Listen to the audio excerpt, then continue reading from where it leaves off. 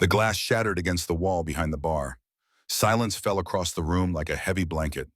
A young waitress stood frozen, her white shirt torn at the shoulder, eyes wide with fear. The man who had grabbed her swayed drunkenly, a cruel smile spreading across his flushed face. That's when the scrape of a chair broke the silence. In the shadowy corner, a tall figure rose slowly to his feet. The overhead light caught the deep scar running down his weathered face as his voice cut through the tension. "Son, you picked the wrong bar tonight." 30 minutes earlier, the Blue Creek Bar in Tucson, Arizona, had been just another Saturday night in 1987. The neon Budweiser sign buzzed in the window, casting red light across the worn wooden floor. Bruce Springsteen's Born in the USA played from the jukebox, competing with the television mounted above the bar, where President Reagan addressed the nation about the economy. The air smelled of beer, cigarette smoke, and the lingering aroma of fried onions from the kitchen. Amanda Wilson moved efficiently between tables, balancing a tray of drinks with practiced ease. At 21, she already carried herself with the quiet dignity of someone much older. Her blonde hair was pulled back in a simple ponytail, her uniform crisp, despite having already worked a full shift at the diner across town earlier in the day. The Budweiser clock on the wall showed 11:30 p.m., another 4 hours to go. "Two more beers for the gentleman at table 6, Mike," Amanda said, sliding the empty glasses across the bar. Mike Reynolds, the owner of the Blue Creek, nodded without looking up from the beer tap. At 65, with a head of silver hair and forearms corded with muscle from decades of handling kegs, he'd seen everything the night could throw at him. "You doing all right, kid? Looking tired tonight," Mike said, sliding the filled glasses onto her tray. Amanda straightened her shoulders. "I'm fine, just thinking about that tuition bill for Sam." Mike's expression softened. He knew all about Amanda's situation. Since her father, Robert, had died from heart failure 5 years ago, a complication from injuries sustained during the Korean War, Amanda had stepped up as head of the household. Her younger brother, Sam, was a science prodigy recently accepted to MIT. The academic scholarship covered most costs, but the remaining expenses still loomed large. "You know, I could front you some money," Mike offered, not for the first time. Amanda shook her head, her hand unconsciously rising to touch the Marine Corps insignia that hung from a chain around her neck. It had been her father's, his most prized possession, and she never took it off. "We'll manage, always have," she said with a smile that didn't quite reach her tired eyes. "Where's Ed tonight?" Mike sighed. "Back's acting up again. Told him to stay home and rest. I can handle a Saturday night." As Amanda turned back to the floor with her tray of drinks, she surveyed the room. Blue Creek Bar wasn't fancy, but it was an institution in this part of Tucson. Old Harley-Davidson posters lined the walls next to faded photographs of local miners from the town's better days. A bulletin board near the entrance displayed job notices for the copper mine outside town, though everyone knew they were laying off more than hiring these days. The usual Saturday crowd filled the tables. Weathered men in flannel shirts and work boots, most of them miners or farmers from the surrounding area. A group of older ladies who came in every weekend for karaoke night sat in their regular booth. In the corner by the window, a table stood empty. It was unofficially reserved for the bikers who sometimes passed through town, though tonight they hadn't shown up yet. The television above the bar switched from President Reagan to a news segment about factory closures across America's heartland. A few patrons glanced up, shaking their heads. "Another plant shutting down in Michigan," one of the miners commented. "My cousin just lost his job there after 20 years. "Same story everywhere," another replied. "My kids all moved to Phoenix. No future in mining towns anymore." Amanda served their table, offering a sympathetic smile as she set down their beers.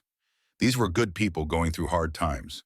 The economy was changing, leaving small towns like theirs struggling to survive. Many of these men had worked the copper mines since they were teenagers, following in their father's footsteps. Now the future looked uncertain at best. The front door swung open with enough force to bang against the wall. Every head turned to see three men swagger in. Amanda immediately tensed. She knew trouble when she saw it. Blake Parker led the trio, his expensive leather jacket a stark contrast to the worn denim and flannel of the regular patrons.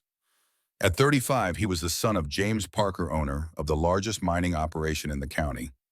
Behind him followed Ray and Vince, his constant companions and enablers. Blake scanned the room with the entitled look of someone accustomed to owning whatever space he entered. His eyes locked on Amanda, and his lips curled into what might have been intended as a charming smile, but came across as predatory. Well, look what we have here, boys, Blake announced loudly, making no effort to lower his voice. The prettiest waitress in Arizona. The entire atmosphere of the bar changed instantly. Local patrons looked down at their drinks, conversation dying away. Everyone knew Blake Parker and his reputation. His father's influence made him untouchable in these parts, and Blake knew it. His Rolex caught the light as he ran a hand through his styled hair. Through the window, Amanda could see his red Corvette parked outside, taking up 2 spaces. "Evening, Mr. Parker," Mike called from behind the bar, his tone professional but cool. "What can we get you gentlemen tonight?" Blake ignored him, walking directly to a table in the center of the room and dropping into a chair. Ray and Vince followed, laughing too loudly at nothing in particular. They reeked of expensive cologne and the whiskey they'd clearly been drinking elsewhere. "We'll take your finest bourbon," Blake called out. "The good stuff, not the swill you serve to the locals." Mike's jaw tightened, but he nodded curtly and reached for a bottle from the top shelf. Amanda silently took the glasses from Mike and approached Blake's table, maintaining her professional demeanor despite the prickle of unease running up her spine. "Here you go, gentlemen," she said, setting down the glasses. "Will there be anything else?" Blake's hand shot out, catching her wrist. "How about a smile, sweetheart? That frown doesn't suit such a pretty face." Amanda kept her expression neutral. "I'm sorry, sir. Let me know if you need anything else." She gently but firmly pulled her wrist free. As she walked away, she could feel Blake's eyes on her. She dealt with difficult customers before, but something about Blake always made her skin crawl. His father had implemented massive cuts to the miners' pension fund last year while simultaneously buying his son that new Corvette. The resentment in town ran deep, but nobody dared cross the Parkers. For the next 20 minutes, Amanda navigated the floor carefully, trying to avoid Blake's table when possible. But with every drink, his voice grew louder, his comments more inappropriate. "Hey, baby doll," he called out as she passed. "When do you get off? I could show you what a real man's like, not these coal-dusted losers." The miners at the next table stiffened, but kept their eyes down. Amanda pretended not to hear, disappearing into the kitchen for a moment to compose herself. She thought of Sam, of the tuition bill, waiting at home, of the promise she'd made to herself to give him the chances she never had. She took a deep breath and pushed back through the swinging door. Blake was now standing, blocking her path. "I asked you a question, girl." "I'm working, Mr. Parker," Amanda said firmly. "Please return to your seat." Blake laughed, looking at his friends. "Did you hear that, boys? The waitress is giving me orders now." He turned back to Amanda, his smile gone. "What's that around your neck?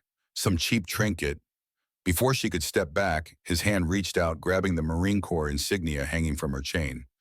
"Marine Corps, huh? Your boyfriend plays soldier." "It was my father's," Amanda said, her voice tight. "Please let go." "Your father," Blake sneered, giving the chain a tug. "One of those Korean War heroes. My dad says those guys were just glorified government tools who couldn't get real jobs." The bar grew deathly quiet. Even Blake's friends looked uncomfortable now. Amanda felt her face flush with anger. "My father was a hero," she said quietly. "He saved lives." "Hero, Nenki," Blake laughed, yanking harder on the chain. "The only heroes I know drive Corvettes and sign paychecks." The chain snapped. Blake held the insignia in his palm, looking at it with mock interest. "What's this piece of junk's worth anyway? $5 at a pawn shop?" No, Amanda reached for it. "Give that back. It's all I have of him." As she reached forward, Blake grabbed her shirt at the shoulder. "Maybe you should ask nicer, sweetheart." With a deliberate motion, he pulled, tearing the fabric of her uniform. The sound of ripping cloth seemed to echo in the silent room. Amanda gasped, clutching at her torn shirt as Blake held the insignia above her head. "Let's see who can save you now," he taunted. That's when they heard it, the deep, throaty rumble of a motorcycle engine outside. Not just any motorcycle, the distinctive sound of a vintage Harley-Davidson 1975 shovelhead, perfectly maintained. The noise cut through the night air, then silenced abruptly. The door to the Blue Creek bar swung open. A tall figure filled the doorway, backlit by the neon signs outside. Jack Callahan stepped inside, removing his gloves with deliberate slowness. At 62, his face was weathered by years in the sun, a long scar running from his right temple down to his jaw. His silver hair was cut short in a style that suggested military precision. Behind him followed 3 other men, each carrying themselves with the same quiet confidence. Jack wore worn ranger boots, faded jeans, and a leather jacket that had seen decades of use. The patch on his shoulder was faded but unmistakable special forces from another era. Around his neck hung military dog tags that clinked softly as he moved. At his hip, clearly visible, was a holstered 1911 .45 pistol, Arizona's open carry laws, and his permit making it legal. His eyes, sharp and alert, took in the scene in an instant. Blake standing over Amanda, her torn shirt, the Marine Corps insignia in Blake's hand. Jack's expression didn't change, but something in his posture shifted almost imperceptibly. Behind Jack came his three companions, each carrying himself with the same quiet confidence. Lincoln was tall and lean, his dark skin contrasting with salt and pepper hair, wearing an Air Force bomber jacket. Doc was shorter, with kind eyes behind wire-rimmed glasses and a medical corps patch on his sleeve. Sarge was built like a bulldog barrel, chested with massive forearms, and a Marine Corps tattoo visible on his neck. They moved to their usual corner table without a word, each taking a position that gave them a clear view of the room. They didn't need to speak. These were men who had worked together so long, they communicated with glances and slight movements. The entire bar seemed to be holding its breath. Blake, momentarily thrown by their entrance, quickly recovered his swagger. "Look what the cat dragged in," he said loudly. "The Geriatric Motorcycle Club." "Past your bedtime, isn't it, old-timers?" Jack ignored him, completely addressing Mike behind the bar. "Evening, Mike. Coffee black for all of us." Mike nodded, relief evident on his face at the arrival of the bikers. "Coming right up, Jack." Blake, clearly annoyed at being ignored, raised his voice. "Hey, I'm talking to you, Grandpa." Jack finally turned his gaze to Blake, his eyes cold and assessing. He noted the Marine Corps insignia still clutched in Blake's hand, the torn shirt of the waitress, the way the local patrons were avoiding eye contact. His expression revealed nothing, but he slowly rose to his feet. "I believe you have something that doesn't belong to you, son." Jack said, his voice quiet but carrying throughout the now silent bar. Blake sneered. "What, this piece of junk?" He dangled the insignia. "Finders keepers, old man." Jack moved forward, his steps measured and unhurried. There was nothing threatening in his posture, and yet an unmistakable tension filled the room. He stopped a few feet from Blake. "That insignia belongs to the young lady," Jack said, "and you owe her an apology for damaging her uniform." Blake laughed, looking at his friends for support. "You hear this guy? Who do you think you are, coming in here telling me what to do?" Jack didn't raise his voice. "I'm just a man who recognizes disrespect when I see it." "Disrespect by it." Blake stepped closer, using his height advantage to look down at Jack. "Do you know who I am? Do you know who my father is?" "I know exactly who you are," Jack replied, his voice level. "You're a boy playing at being a man. The question is, do you know who I am?" For the first time, uncertainty flickered across Blake's face. He glanced at Jack's military patches, the gun at his hip, the three men watching calmly from the corner table. But alcohol and arrogance quickly overrode his caution. "Yeah, I know who you are. Just another washed-up old vet who can't let go of the past," Blake said. "What are you going to do, shoot me over this?" He held up the insignia. "No," Jack said simply. "I'm asking you politely to return what isn't yours and apologize to the lady." Blake's face flushed red. "And if I don't," Jack didn't blink, "then I'll ask less politely." Ray and Vince had risen to their feet, now flanking Blake. 3 against 1, with Jack's friends still seated at their table. To anyone watching, the odds seemed to favor the younger men. "You should watch your tone, old man," Blake said, poking a finger into Jack's chest. "There's 3 of us and 1 of you." Jack glanced down at the finger pressed against his chest, then back up at Blake's face. "I see 3 boys who've never had to face consequences for their actions. That ends tonight." Blake's face contorted with anger. "Who the hell do you think you are?" "My name is Jack Callahan, former captain, 7th Special Forces Group." Jack said, his voice still calm. "The men at that table are my brothers. We've ridden together for 40 years. We call ourselves the Last Patrol." A murmur went through the bar. Several of the older patrons exchanged glances. The name meant something to them. "Last Patrol." Blake laughed, but it sounded hollow. "What, like some geriatric biker gang?"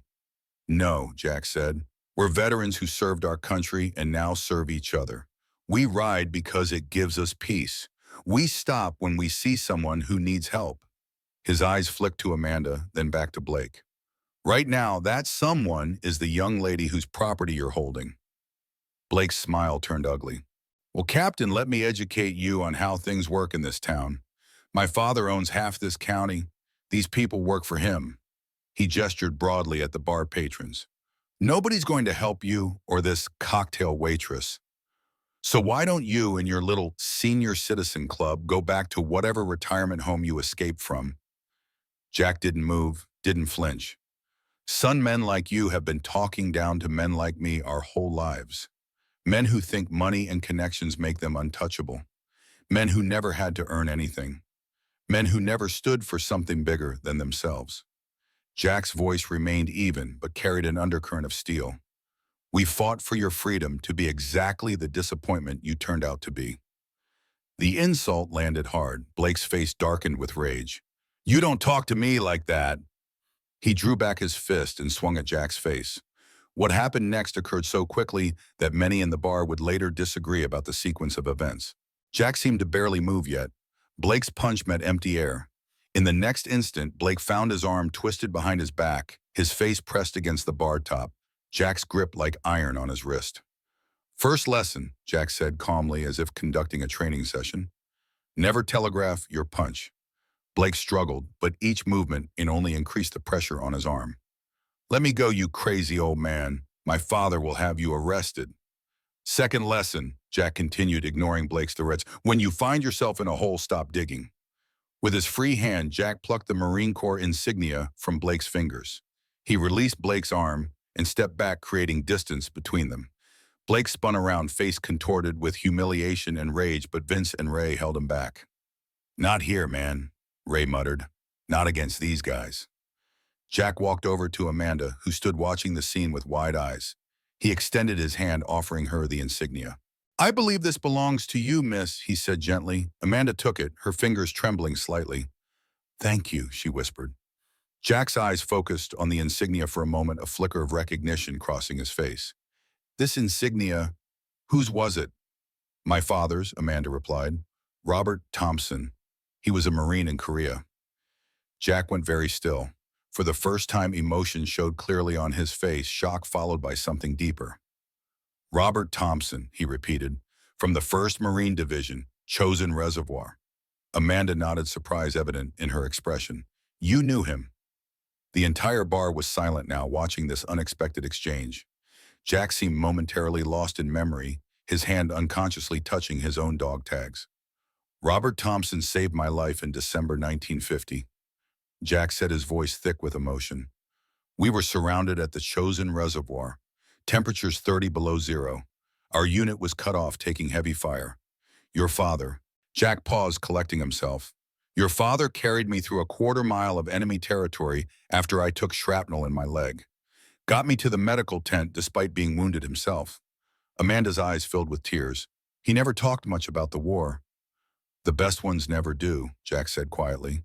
Blake, still smarting from his humiliation, but recognizing the shift in the room, sneered. Very touching. Another war story from the old days? Who cares? That was almost 40 years ago. Jack turned slowly to face Blake. When he spoke, his voice had changed, harder, colder. That insignia you were treating like trash. It belonged to a man who sacrificed everything for his country. A man who showed more courage in one day than you have in your entire privileged life. Blake scoffed. If he was such a hero, why did his daughter end up serving drinks in a dive bar? Amanda flinched as if struck. Jack stepped forward, but she put a hand on his arm. It's okay, she said. He's not worth it. Jack nodded, respecting her wishes. He turned back to his table, clearly intending to let the matter drop. Blake, however, wasn't finished. That's right, old man. Listen to the waitress. Go back to your corner and drink your coffee. Blake laughed. Tell some more war stories that nobody cares about. Jack paused, then turned back. Every man at that table has a story that would humble you if you had the capacity to understand sacrifice. Lincoln there, he nodded to the tall man in the Air Force jacket, lost his only son in a car accident caused by a drunk driver. Doc saved more men in 1 week in Korea than you've helped in your entire life. Sarge received the Silver Star for pulling his entire platoon out of an ambush. Jack stepped closer to Blake, his voice dropping so only Blake and his friends could hear. We fought for freedom, son. That includes your freedom to act like a fool. But it doesn't guarantee freedom from consequences. With that, Jack returned to his table. The four men sat drinking their coffee, conversing quietly among themselves. Blake stood there, humiliation and alcohol fueling his rage. After a tense moment, he stormed toward the door, his friends following. This isn't over, he hissed as he passed Amanda. Nobody humiliates Blake Parker. Nobody. After Blake and his friends left the bar, slowly returned to normal. Conversations resumed, though many kept glancing at Jack and his companions with new respect. Amanda, still shaken, approached their table with a pot of fresh coffee. Refill, she offered. Jack nodded. Thank you, Miss Thompson. Amanda, she corrected with a small smile. Amanda Wilson now. My mother remarried before she passed. Jack gestured to an empty chair. Would you join us for a moment? I'd like to hear about Robert, if you don't mind. Amanda glanced at Mike, who nodded his approval. She sat down carefully, holding the repaired chain with her father's insignia. Did you really know my father? She asked. Jack nodded. We were in different units, but found ourselves fighting side by side at Chosin. 17 days of hell, surrounded by Chinese forces, temperatures so cold our weapons would freeze. His eyes took on a distant look. Your father was already a legend among the Marines. Carried ammunition across open ground under heavy fire the day before he saved me. Amanda listened entranced. He never talked about any of this, only said he did what anyone would have done. That's what heroes always say, Jack replied. But trust me, not anyone would have done what your father did. For the next hour, she moved between serving customers and returning to their table. Amanda shared stories of her father's life after the war. How he'd worked in construction, raised her and her brother Sam alone after their mother died from cancer. How he'd insisted education was the path forward, especially for Sam, who showed remarkable aptitude for mathematics and science. Dad died 5 years ago, Amanda explained. Heart failure. Doctors said it was related to his war injuries and the extreme cold exposure in Korea. Since then, I've been working double shifts to keep Sam in school. Jack listened intently. And Sam, how's he doing? Pride lit up Amanda's tired face. He's amazing. Just got accepted to MIT on partial scholarship. He's going to be an engineer. That's wonderful, Jack said. Your father would be proud. The scholarship helps, but it doesn't cover everything, Amanda admitted. That's why I'm here most nights and at the diner during the day.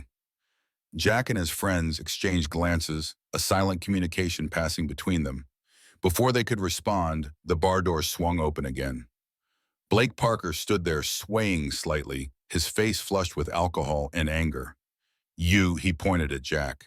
Outside, now. Jack sighed. Go home, son. Sleep it off. Don't call me son, Blake shouted. You humiliated me in front of everyone. Nobody does that to a Parker. Jack remained seated. I simply prevented you from making an even bigger fool of yourself. Consider it a favor. Blake's face contorted with rage. My father is James Parker. He owns this town. One phone call, and I can have your motorcycle licenses revoked. One more call, and this bar loses its liquor license. Mike stepped forward from behind the bar. Now hold on, Blake. There's no need to bring your father into this. Too late, Blake sneered. Dad's already on his way down to have a chat with you, Mike. And you, Buck, he pointed at Amanda, you're finished in this town. No one crosses the Parkers. With that final threat, Blake stormed out, slamming the door behind him. The bar fell silent again, the weight of his words hanging in the air. Everyone knew Blake wasn't bluffing.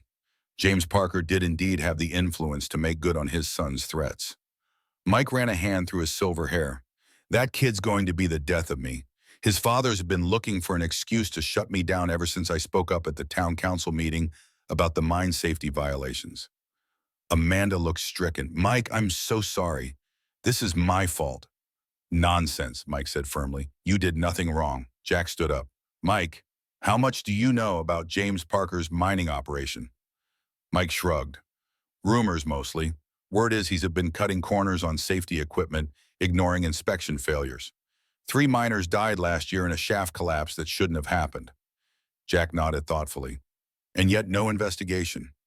Parker owns the sheriff, one of the miners volunteered from a nearby table. Owns the mayor too. Nobody's going to touch him. Jack exchanged looks with his companions. After a moment, he turned to Amanda. Miss Wilson, I believe I owe your father a debt that can never be repaid. He saved my life at Chosin. Without him, I wouldn't be standing here today. Jack's voice was solemn. The last patrol has a code. We don't ride away from a fight that needs fighting. Sarge spoke up for the first time, his voice gravelly, especially when it involves the family of a fellow Marine. Doc nodded in agreement. Robert Thompson's daughter shouldn't have to work herself to exhaustion just to give her brother a chance at an education.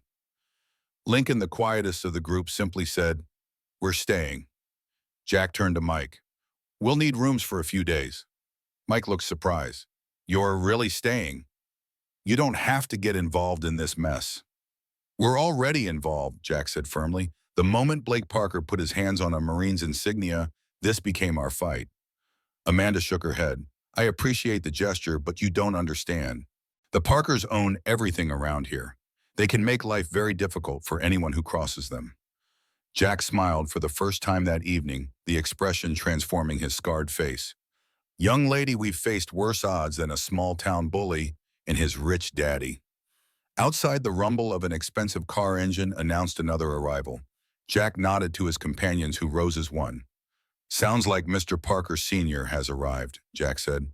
"Mike, I suggest you let me do the talking." Mike looked uncertain. James Parker isn't a man who listens to reason. "Then perhaps it's time someone taught him," Jack replied, his voice calm but resolute as he turned to face the door. The entrance swung open, revealing a tall, imposing man in an expensive suit. James Parker's cold eyes surveyed the room before landing on Jack and his companions. Behind him, Blake stood with a triumphant smirk. The night at the Blue Creek Bar had only just begun. James Parker filled the doorway of the Blue Creek Bar, his tailored suit a stark contrast to the worn denim and flannel surrounding him. At 59, he carried himself with the confidence of a man accustomed to control. His silver hair was perfectly styled, his manicured hands adorned with a college ring and an expensive watch. Behind him, Blake hovered with a triumphant smirk plastered across his face. The silence in the bar was absolute. Even the jukebox seemed to hold its breath between songs. Parker's cold eyes scanned the room methodically before settling on Jack Callahan. Something flickered in his gaze, a momentary calculation, perhaps recognition. Blake leaned forward to whisper something, but Parker silenced him with a slight raise of his hand. "Michael," Parker addressed the bar owner without taking his eyes off Jack. "I understand there was an incident involving my son." Mike Reynolds straightened behind the bar. "Just a misunderstanding, James, nothing serious." Parker's thin smile didn't reach his eyes. "Blake seems to think otherwise. He claims a patron physically assaulted him." "That's not exactly how it happened," Mike began, but Parker cut him off. "I'm sure there are multiple versions of events, as always." Parker finally shifted his gaze to take in the entire bar.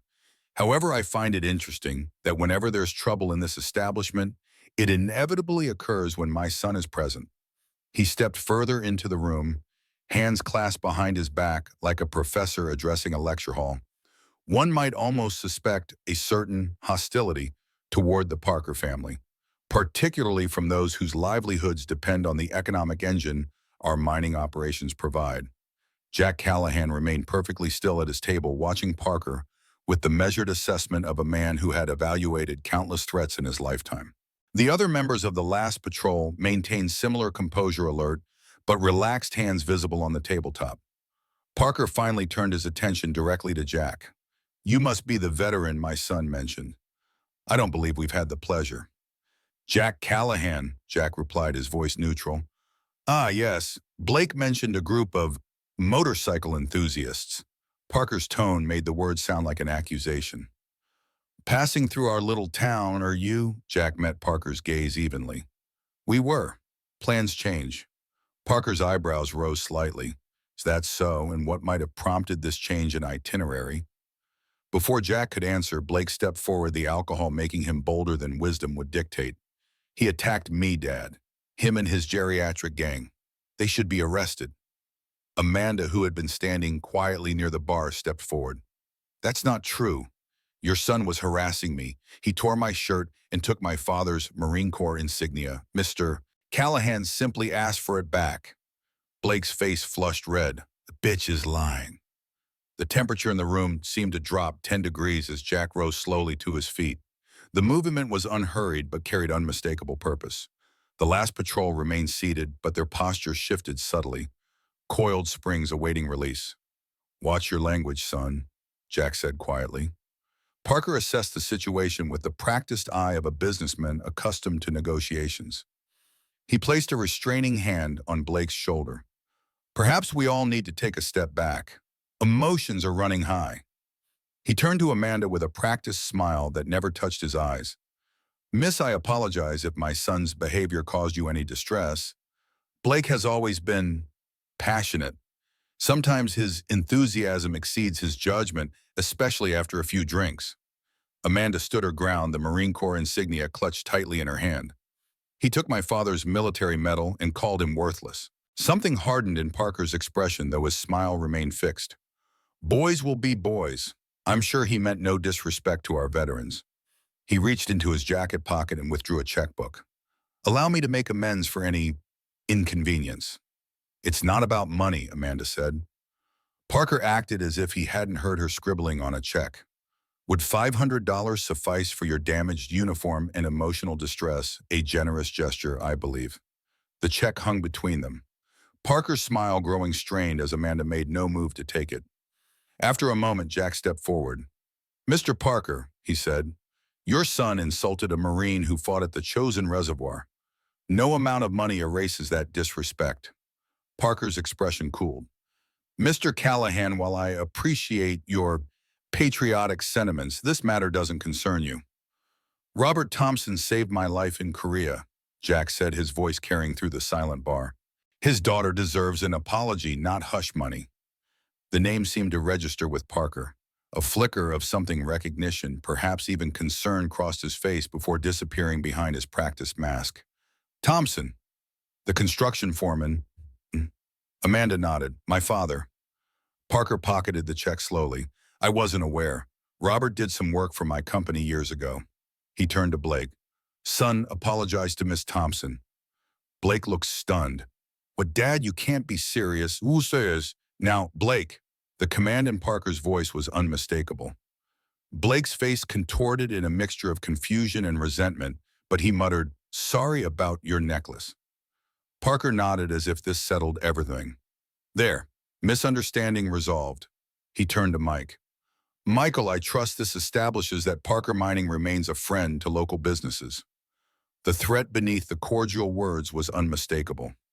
Mike nodded stiffly, understanding exactly what wasn't being said. Parker placed a hand on Blake's shoulder. "We should be going. Early meeting tomorrow." He nodded curtly to the room at large. "Gentlemen, Miss Thompson." As they turned to leave, Parker paused beside Jack. "Mr. Callahan, a word of friendly advice.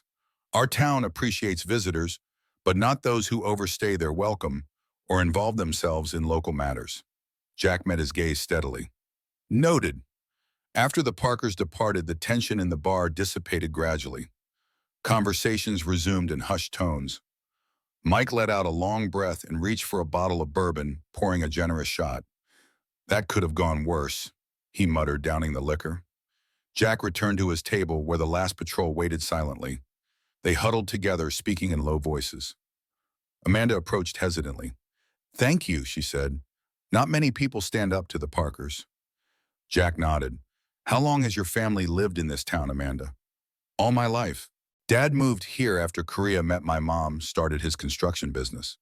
Her expression turned wistful. "He built half the houses in the old neighborhood." "And this Parker, he knew your father." Amanda nodded.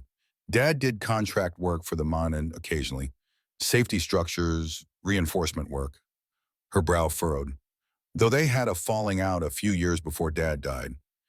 He never told me why, but he refused to work for Parker Mining after that." Jack exchanged glances with his companions. "Interesting." The bar had begun to empty the late hour, sending the remaining patrons home. Mike approached their table. "We're closing up soon. Jack, I've got those rooms ready for you and your friends if you're still staying." "We are," Jack confirmed. "But first, I'd like to ask you about James Parker." Mike glanced around nervously, though the bar was nearly empty. "What about him?" "The real story, not the Chamber of Commerce version." Mike sighed, pulling up a chair. Parker inherited the mining operation from his father about 20 years ago. Old man Parker was tough but fair. James is different, more corporate, less concerned with the town, more with profit margins. And his influence here, Mike gave a humorless laugh. Total. He owns the bank that holds mortgages on most businesses in town, funds the mayor's campaigns. His company employs half the county. The other half depends on miners spending their paychecks.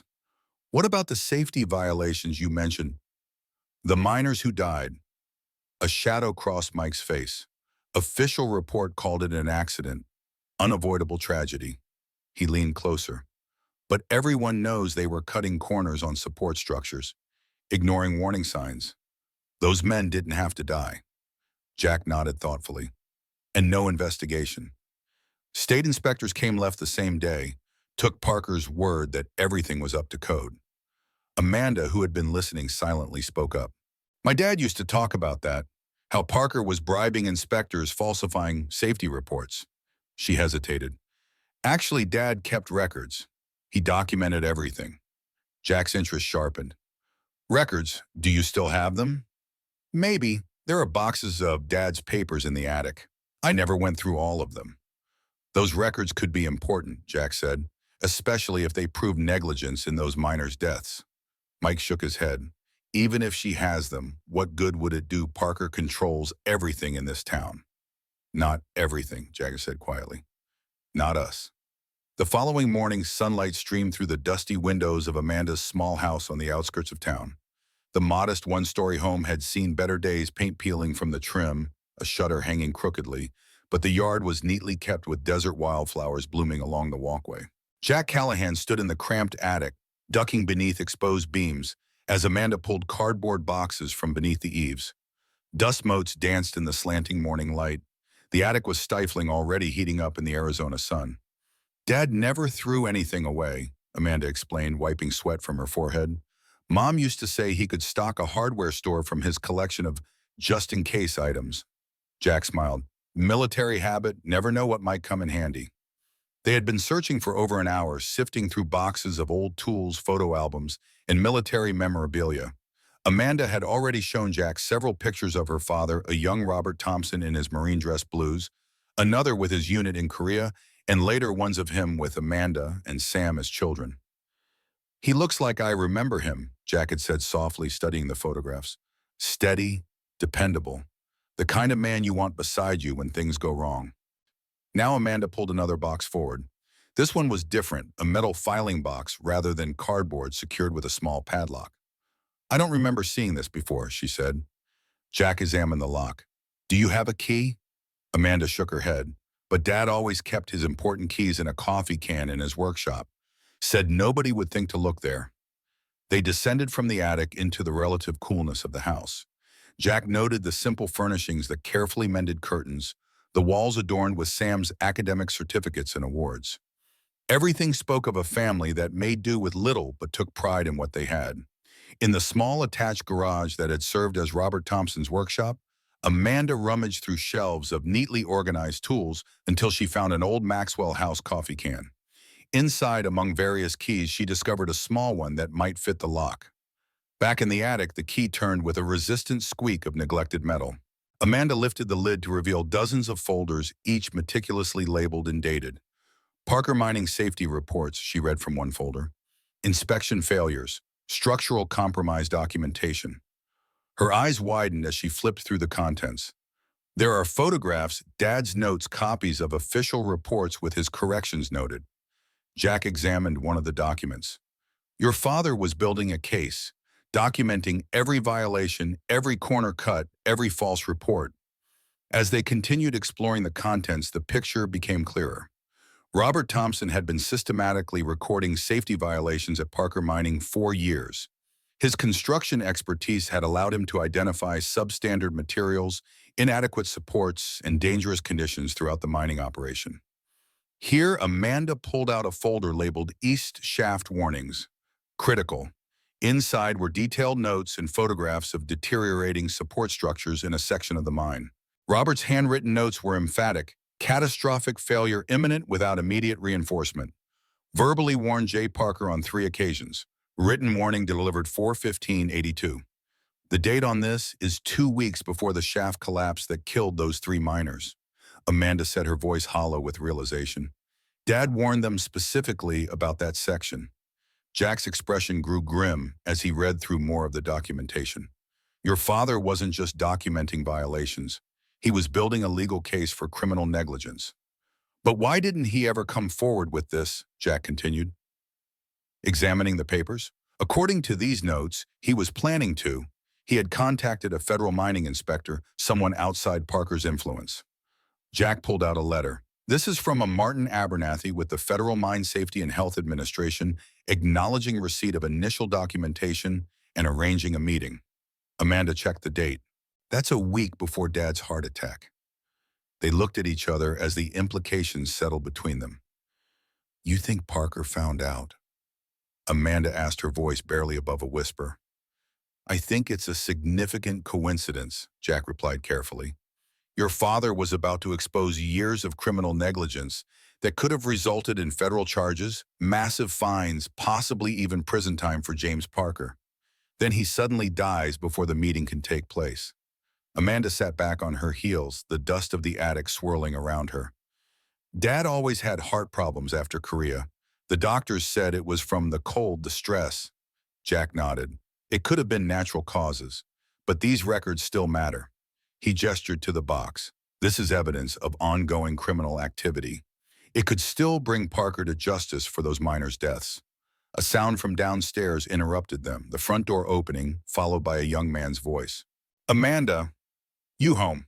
Amanda's face brightened. It's Sam. She hurried down the ladder, Jack following more slowly, carrying the metal box. In the living room, Sam Wilson was setting down a worn backpack. At 17, he was tall and lanky with the same blonde hair as his sister, though his was cut short. Wire-rimmed glasses perched on his nose, giving him a scholarly appearance. He broke into a grin when he saw Amanda. Surprised Professor Henley canceled Monday classes, so I thought I'd... He stopped short when he spotted Jack, his expression turning wary. Who's this? Sam, this is Jack Callahan. He knew Dad in Korea. Amanda gestured to the metal box. We found Dad's records about Parker mining, the safety violations, everything. Sam's eyes widened as he looked from Amanda to Jack and back again. Wait, slow down. What's going on? Over coffee at the kitchen table, they brought Sam up to speed the incident at the bar, Jack's connection to their father, and the discovery of Robert's documentation of Parker's negligence. Sam absorbed the information with the methodical focus of a scientific mind. He examined several of the documents, his expression growing increasingly troubled. This is comprehensive. Dad built an airtight case. He looked up at Jack. But I don't understand what you plan to do with it. Parker owns this town. Not all of it, Jack replied, and his influence doesn't extend to federal agencies. You want to take this to the feds after all these years. Sam's skepticism was evident. Why would they care now? Because the statute of limitations hasn't expired on the most serious violations. Because there's a paper trail showing knowledge of dangerous conditions prior to deaths.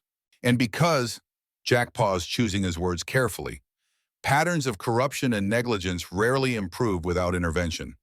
If Parker was willing to let miners die for profit 5 years ago, what's happening in those mines now? The question hung in the air between them. Finally, Sam nodded slowly. So what's the plan? First, we secure these records, Jack said. Make copies, keep them in different locations. Then we gather current information to supplement your father's documentation. Current information. How? My friends and I have some experience with reconnaissance, but we'll need local knowledge. Jack turned to Amanda. Do you know any current mine workers who might talk to us, especially any who worked with your father? Amanda thought for a moment. Frank Delaney. He was Dad's best friend, worked in the mines for 30 years. He's retired now, but his son Ryan still works there as a foreman. Good, we'll start there. Sam studied Jack with newfound interest. You're really going to take on James Parker while you're just passing through town? Jack's weathered face softened slightly. Your father saved my life, Sam. I've carried that debt for over 30 years. Maybe this is how I finally repay him. The afternoon found Jack and Doc at a small house on the edge of town, sitting in Frank Delaney's modest living room. At 68, Frank was a man physically shaped by decades underground, compact with powerful shoulders and hands gnarled from labor. His breathing carried the slight wheeze common to longtime miners.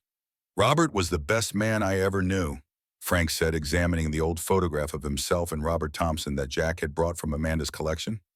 "Straight as an arrow. Wouldn't compromise when it came to safety." "That's why we're here," Jack explained. "We found his records documenting safety violations at Parker Mining." Frank's expression darkened. "Those records got him killed." The blunt statement hung in the room. Doc leaned forward. "You believe his death wasn't natural?" Frank glanced toward the window, then lowered his voice despite being in his own home. "Week before Robert died, he told me he was taking everything to the feds. 2 days later, he was called to a private meeting with James Parker. When he came back," Frank shook his head. "He was different, agitated. Said Parker had threatened his family." "Threatened how?" Jack asked. "Said he'd make sure Sam lost his scholarship opportunities. That Amanda would never work in the county again. That their house would be foreclosed on." Frank's hands clenched. Robert was going to back off just temporarily to protect his kids. Then his heart gave out. "Convenient timing," Doc observed. Frank nodded grimly. "Too convenient, but you can't prove anything. Man had a bad heart. Doctors confirmed it." "We're not looking to prove murder," Jack clarified. "Just to expose the safety violations your friend documented." "Are they still ongoing?" "Worse than ever," Frank confirmed. "My son Ryan tells me they've cut maintenance crews by half, running equipment that should have been retired years ago, ignoring warning signs, rushing production." "Would Ryan talk to us?" Frank considered this. "Maybe, but it's risky. Parker fires anyone who raises concerns. And in this town, if you lose your mine job, there's nowhere else to go." Jack nodded his understanding. "We'll be discreet." "You'd better be. Parker doesn't just fire troublemakers. There have been accidents." Frank's emphasis made the word sound ominous. "Brake lines on cars that suddenly fail. Mining equipment that malfunctions only when certain workers are nearby." "You're suggesting deliberate sabotage," Doc said. "I'm not suggesting anything," Frank replied carefully. "Just stating facts. Talk to Ryan if you want. He gets off shift at 7 tonight. Usually stops by the Rusty Nail on his way home." As they prepared to leave, Frank called Jack back. "One more thing. If Robert kept records, he might have kept something else too." He lowered his voice further. "An insurance policy. Something to protect himself and the kids if anything happened to him." "What kind of insurance policy?" "Don't know for sure. He hinted at it once. Said he had something Parker would never find, something that would burn it all down if necessary." Frank shrugged. "Could have been nothing. Just talk." Jack filed this information away. "Thanks, Frank. We'll be careful." At the last patrol's motel on the edge of town, the four veterans gathered to compare notes. They had taken 2 adjoining rooms at the Desert Vista Motel, a fated establishment that had seen its heyday in the 1960s. Maps and documents were spread across one of the beds, while Lincoln kept watch through the partially drawn curtains. "Small towns," Sarge commented, cleaning his glasses with methodical precision. "Eyes everywhere. We've been spotted and reported already, I guarantee it." Jack nodded. "Parker will know we're still here asking questions. We need to move quickly." Doc reported on their meeting with Frank Delaney. "If Robert Thompson's death wasn't natural, we won't find proof this many years later. But the safety violations are another matter. Those records plus current documentation could be enough for federal action." Lincoln spoke up from his position by the window. "There's a dark blue sedan that's passed me 3 times in the last hour. Same driver, civilian clothes, but military haircut." "Parker's security," Jack surmised. "He employs ex-military for his personal protection detail. Mostly former MPs, according to Mike." "Professional, then," Lincoln noted. "Not local muscle." "Makes our job harder," Sarge said. "They'll know all the same tactics we do." Jack studied the town map they'd acquired. "We need current evidence from inside the mining operation. Recent safety reports, maintenance logs, inspection records." "Those would be in Parker's main office at the mining headquarters," Doc said. "Heavily secured, I'd imagine."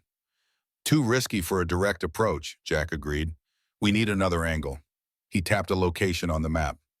"The county records office.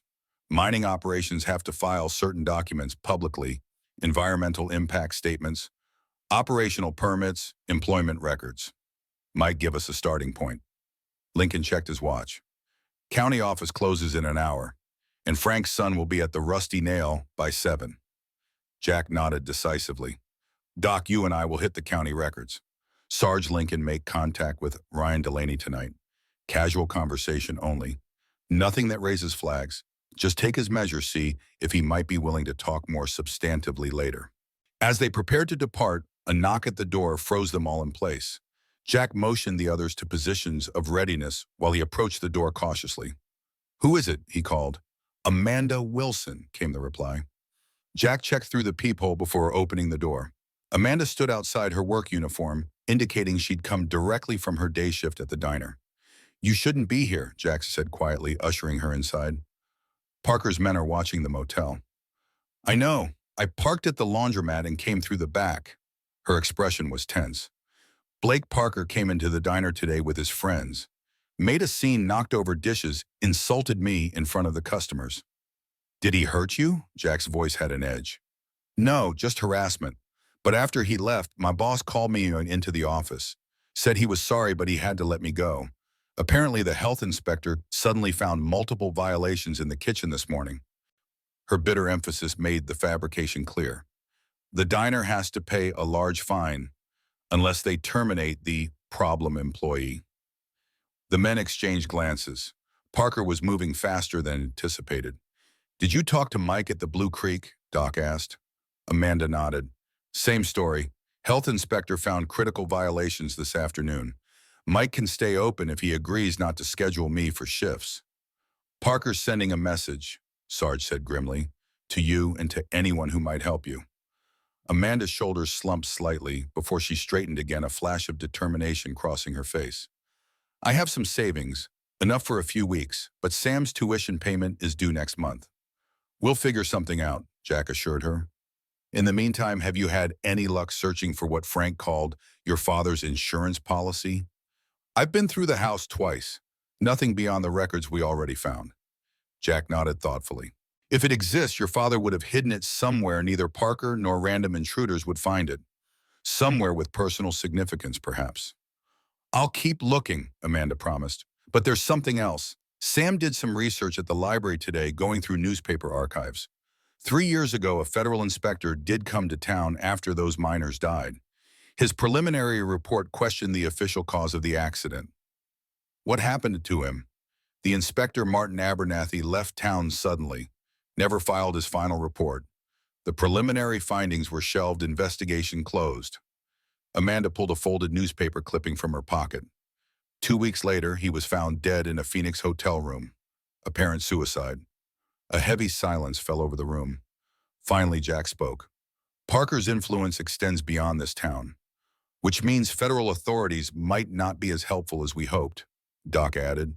"Unless we bring them an airtight case they can't ignore," Jack countered. "Evidence too compelling for even a corrupt official to bury." Lincoln moved away from the window. "Blake Parker just pulled into the parking lot. He's alone, but he's headed this way." Jack made a quick decision.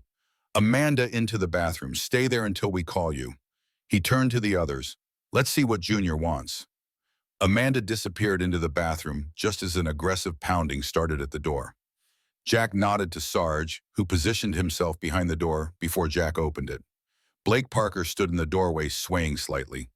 His expensive clothes were rumpled, and the smell of bourbon wafted from him. Despite the early evening hour, he was clearly intoxicated. "Well, if it isn't Captain America and his senior citizen squad," Blake slurred, attempting to push past Jack into the room. Jack didn't budge. "What do you want, Blake?" "I want you out of my town," Blake spat. "You and your biker gang. Dad says you're asking questions, sticking your nose where it doesn't belong." "Is that right? You think you can come here and play hero for that waitress?" Blake laughed harshly. "Nobody cares about the Thompsons. Old man Thompson was a drunk who fell asleep at the wheel. The daughter's just trailer trash with delusions of grandeur. And the kid, he thinks he's going to MIT. Blake's laugh had an ugly edge. "Not anymore. Dad made some calls, scholarships being reviewed." Jack's expression didn't change, but something dangerous flickered in his eyes. I think you should leave now, Blake. Or what, old man? Blake poked Jack in the chest. You gonna hit me? Go ahead. Sheriff's just waiting for an excuse to run you out of town. Dad's got it all arranged. I'm not going to hit you, Jack said calmly, but if you don't remove your hand, I'll remove it for you. Permanently. Something in Jack's tone finally penetrated Blake's alcohol-fogged brain. He withdrew his hand, taking a step back. This isn't over. You think you're tough guys because you fought in some war nobody remembers. This is my town. My rules. Your father's town, Jack corrected. You're just riding his coattails. Blake's face contorted with anger. You don't know anything about me or my father. I know men like you, Jack replied evenly.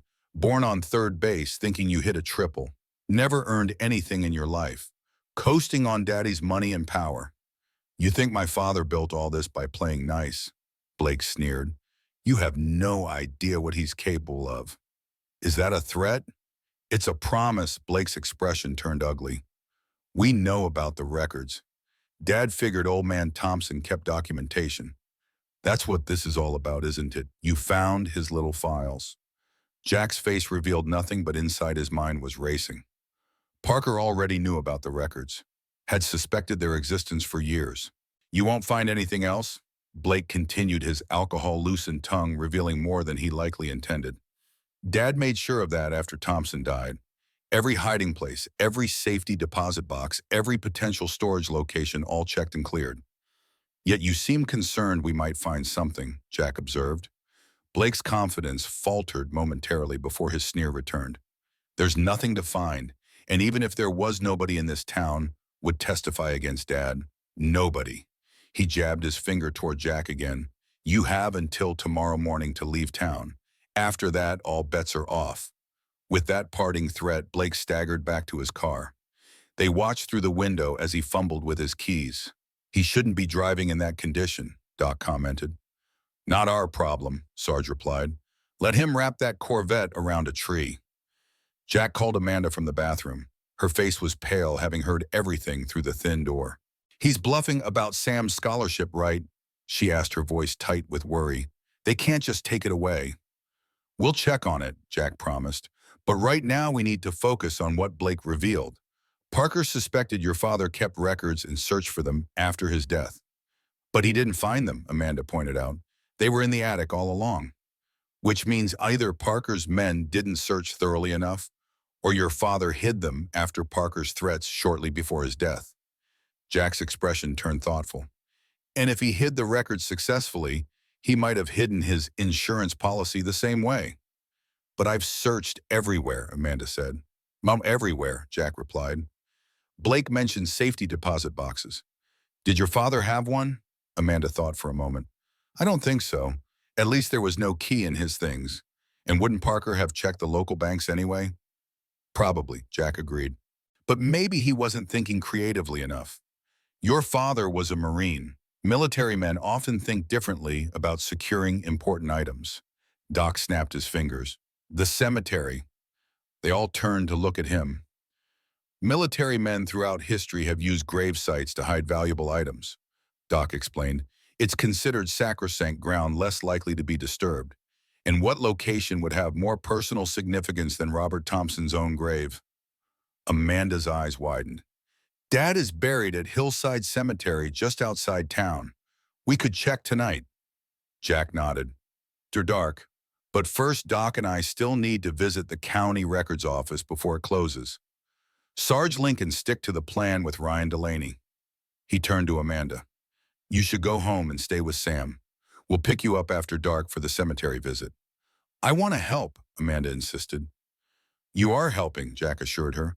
But Parker's watching all of us now. We need to be careful, minimize visible connections. After Amanda had departed through the back exit, the four veterans exchanged grim looks. Parker's moving faster than we anticipated, Lincoln observed. And his reach is longer, Doc added. If he can interfere with the MIT scholarship, Jack's expression was resolute. Then we need to move faster too. Find the evidence and get it to authorities beyond Parker's influence before he can shut us down. At the county records office, Jack and Doc posed as researchers working on a historical documentation of mining operations in the American Southwest. The aging clerk, happy to have visitors interested in local history, provided them with access to the public files on Parker Mining. As they had suspected, the official documentation painted a picture of a model operations safety awards, perfect inspection, records, charitable community involvement. But between the lines, discrepancies emerged. Employment records showed high turnover rates. Medical claims revealed patterns of injuries consistent with equipment failures. Environmental assessments contained footnotes about acceptable levels of contamination that had gradually increased over the years. Nothing overtly damning, Doc murmured as they finished their research, but plenty of smoke suggesting fire.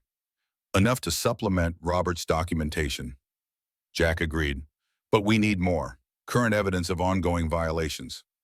As they left the county building, the sun was setting over the desert landscape, painting the sky in brilliant oranges and purples. They drove to the Rusty Nail to meet Sarge and Lincoln, taking a circuitous route to ensure they weren't followed. The Rusty Nail was a working man's bar, unpretentious, with a clientele primarily composed of miners fresh off shift. Sarge and Lincoln had secured a corner booth with good sight lines to both the entrance and the bar where Ryan Delaney sat nursing a beer. At 35, Ryan had the same compact build as his father, with premature lines etched into his face from years working underground. His hands were calloused, his demeanor watchful. He was deep in conversation with another miner when Sarge approached the bar to order drinks. The conversation was casual, at first weather, motorcycles, neutral topics. Ryan was guarded but not unfriendly. When Sarge mentioned having served in the Marines, Ryan's interest perked up. "My godfather was a Marine," he said. "Korea, Robert Thompson." "Good man from what I hear," Sarge replied. "Jack Callahan over there served with him." Ryan's eyes shifted to their booth, studying Jack with new interest. "Dad mentioned you were asking questions about Robert." "Just reconnecting with an old friend's family," Sarge said carefully, paying respects. Ryan took a long pull of his beer, then lowered his voice. "Dad also mentioned you found Robert's records." Sarge maintained a neutral expression. "What records would those be?" "Don't play dumb," Ryan said without heat. "Safety violations, Parker's negligence, the documentation that got Robert killed." "You believe Parker was responsible?" Ryan's expression hardened. "Everyone knows it. Can't prove it, but we know." He glanced around the bar before continuing. "If you are thinking of picking up where Robert left off, you should know something. Conditions at the mine are worse than ever. We had a partial collapse in the West Tunnel last month. 3 men injured. Could have been another disaster like the one that killed Pete, Marco, and Bill 5 years ago." "Was it reported?" Ryan gave a bitter laugh. "Officially, sure. Minor structural incident. No serious injuries. Safety protocols performed as designed." His contempt for the official narrative was palpable. "Unofficially, we're working in a death trap, and Parker knows it. He's extracting as much ore as possible before the whole operation becomes unsustainable." "Sounds like you've been keeping your own records," Sarge observed. Ryan hesitated, then nodded almost imperceptibly. "Maybe, not as detailed as Robert's, but enough." "Would you be willing to share them? Help us build a case?" Ryan's expression closed up. "I've got a family, mortgage, 2 kids." He shook his head. "I can't be seen helping you." "Understood," Sarge said. "But if you change your mind..." Ryan drained his beer and stood up. "Behind the old processing plant, north side, there's a drainage pipe. Check it tomorrow night." He threw some bills on the bar. "I never spoke to you. If Parker's men ask, you tried to pump me for information and I told you nothing." With that, he departed, careful not to look in Jack's direction as he left. Sarge returned to the booth and relayed the conversation. "Promising," Jack said. "But we need to verify his information before trusting it completely. Could be Parker setting a trap." Lincoln nodded. "I'll scout the processing plant tomorrow during daylight.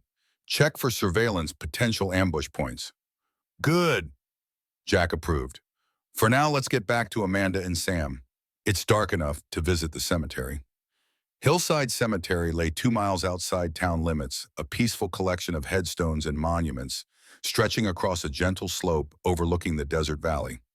Under the rising moon, Jack, Doc, and Amanda made their way through the silent rows of markers. Amanda led them confidently despite the darkness, having visited her father's grave hundreds of times over the years. Robert Thompson's headstone was simple but dignified, polished granite, with his name-ranked dates and the Marine Corps emblem engraved beneath the inscription, "Beloved Father, Honored Marine." Amanda stood silently for a moment, paying her respects, while Jack and Doc discreetly examined the site with small flashlights.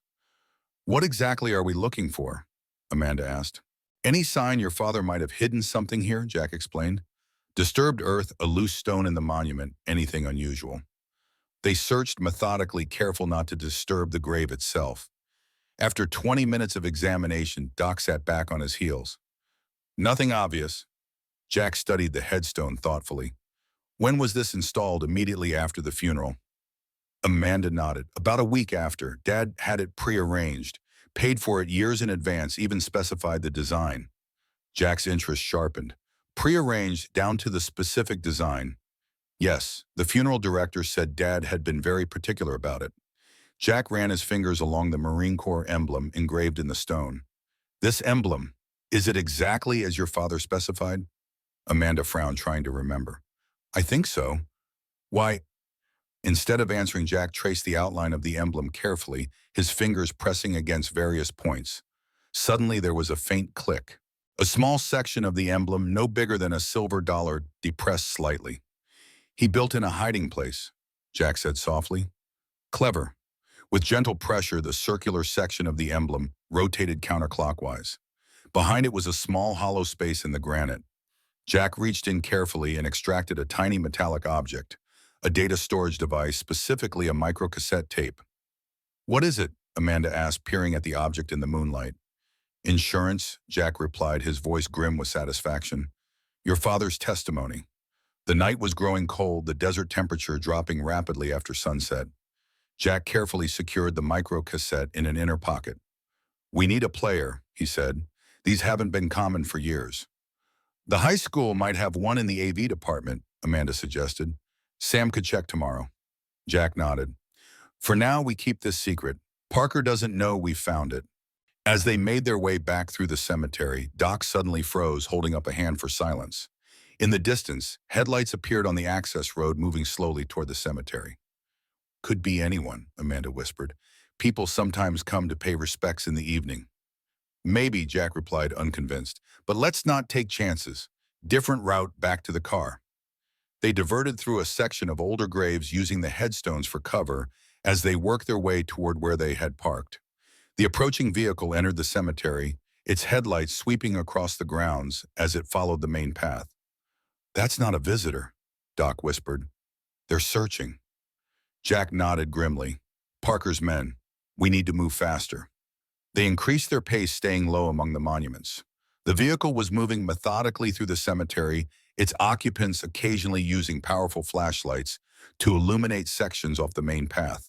"They know we're here," Jack said. "Or at least suspect it." They had almost reached their car when a second set of headlights appeared, blocking the cemetery exit. The trap was closing. "They've boxed us in," Doc observed calmly. Jack assessed their options quickly. "Amanda, your car is too exposed. We can't reach it without being spotted." He scanned the perimeter of the cemetery. "There." He pointed to a maintenance shed near the far fence line. "If we can reach that, we might find tools to cut through the fence." Moving in short bursts from cover to cover, they made their way toward the shed.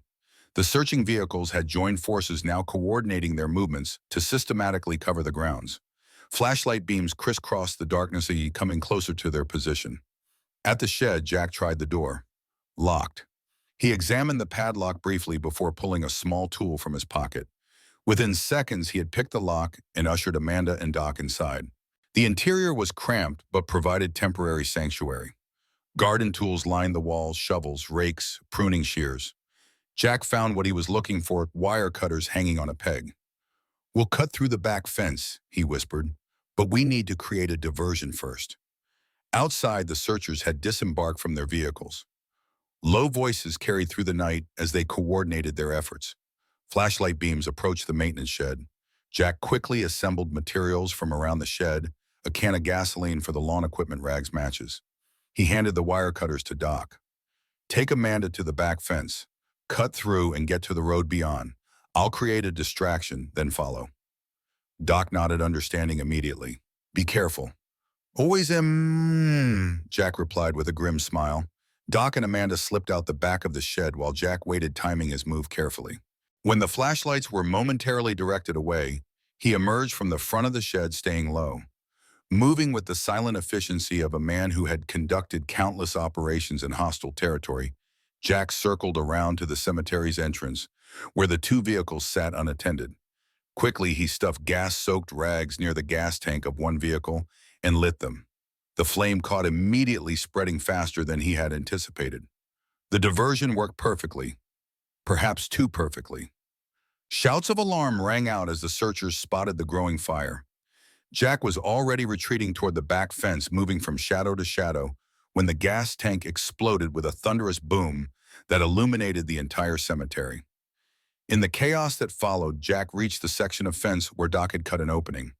They were gone, having already made it through. Jack squeezed through the gap and sprinted toward the drainage ditch that ran parallel to the road beyond. In the ditch, he found Doc and Amanda waiting. "That was more of a distraction than I planned," Jack admitted. "Parker will know for certain we were here now," Doc said. "Yes, but he won't know what we found." Jack patted his pocket where the microcassette was secured. "And that gives us an advantage." They began the long walk back to town, staying off the main road. As they walked, Amanda turned to Jack. "My father really planned all this," she said, her voice a mixture of awe and sorrow. "The hiding place in his headstone, the evidence tape." "Your father was preparing for the worst," Jack confirmed, "making sure the truth would come out even if something happened to him." "He knew Parker might kill them," Amanda said quietly. Jack didn't contradict her. He knew the risks, but he also knew his responsibility to the miners who depended on proper safety measures, to the families of those who had already died, and most of all to you and Sam. As they walked through the desert night, the stars brilliant overhead, Amanda fell silent, processing the revelation that her father had been engaged in a dangerous game of cat and mouse with James Parker, a game that might have cost him his life. Behind them, the glow of the burning vehicle lit up the night sky, a beacon announcing that the conflict had escalated. Parker would respond with everything at his disposal now. The question was whether Jack and his friends had found enough evidence to stop him before he silenced them all. The pre-dawn light crept over the eastern horizon, painting the desert landscape in soft pinks and purples. Jack Callahan stood at the motel window, a cup of black coffee cooling in his hand as he surveyed the parking lot below. His weathered face betrayed little emotion, but the tension in his shoulders spoke volumes. The night's events at the cemetery had changed the stakes dramatically. Doc emerged from the bathroom, toweling his silver hair. "Anything?" Jack shook his head. "Quiet so far. Too quiet." "Parker's regrouping," Doc surmised, pouring his own coffee. "Planning his next move." "And so are we," Jack replied, turning from the window. On the bed lay the microcassette they had recovered from Robert Thompson's headstone. Beside it sat an old Sony recorder that Sam had borrowed from the high school's audiovisual department early that morning. Lincoln and Sarge entered from the adjoining room. Sarge's expression was grim. Local radios reporting the incident as vandalism at the cemetery. Unknown perpetrators set fire to a security vehicle conducting routine patrols. "Security vehicle," Jack repeated with a humorless smile. "Creative interpretation." "They're also reporting that the sheriff has opened an investigation," Lincoln added, specifically mentioning that out-of-town troublemakers are suspected. "That didn't take long," Doc commented. "Parker's got the local media in his pocket, too." A soft knock at the door silenced them. Jack checked the peephole before admitting Amanda and Sam. Both looked tired, with dark circles under their eyes, suggesting a sleepless night. "Any problems getting here?" Jack asked. Amanda shook her head. "We took the back streets, but there's a patrol car parked near our house. They're watching us." Sam held up the microcassette player. "I've got it. Old AV equipment from the school's storage closet. Still works, I tested it." Jack took the device and carefully inserted the microcassette. The room fell silent as he pressed play. A slight hiss of magnetic tape filled the room. Then Robert Thompson's voice emerged clear and steady despite the outdated recordings technology. "My name is Robert Thompson, formerly Sergeant United States Marine Corps, currently employed as an independent contractor, specializing in structural safety for mining operations. This recording, dated April 18, 1982, serves as my sworn testimony regarding criminal negligence and willful endangerment at Parker mining operations in Tucson, Arizona. Amanda's hand went to her mouth at the sound of her father's voice. Sam put his arm around her shoulders as they listened.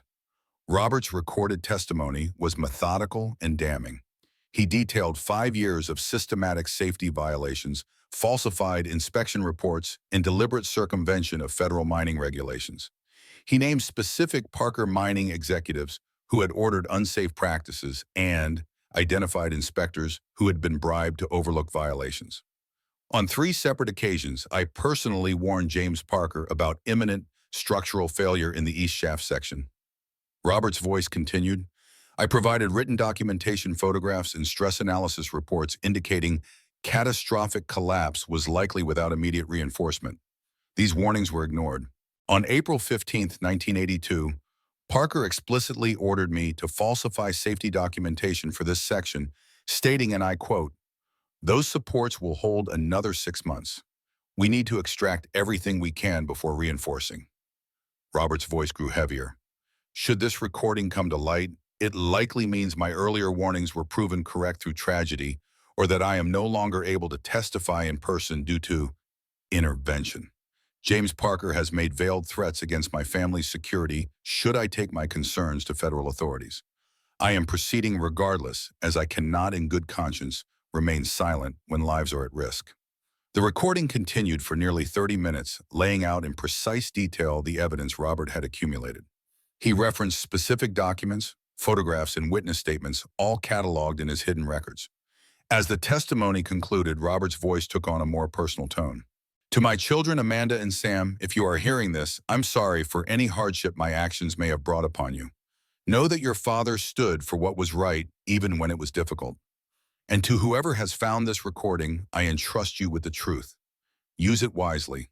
Semper Fidelis. The tape clicked off. Silence filled the motel room, heavy with the weight of Robert Thompson's words from beyond the grave. After a long moment, Amanda wiped tears from her eyes. That's why he died. He was going to expose everything. Jack nodded solemnly. Your father was a hero to the end. This testimony, combined with his documentation and whatever Ryan Delaney can provide, should be enough to launch a federal investigation, even if Parker has some influence at that level. If we can get it to the right people, Doc cautioned. That's the next step, Jack agreed. We need someone beyond Parker's reach. Sam, who had been quiet throughout the recording, suddenly straightened. I might know someone. My physics professor at Arizona State has a brother who works for the Department of Justice in Washington, Environmental Crimes Division. Jack's expression brightened slightly.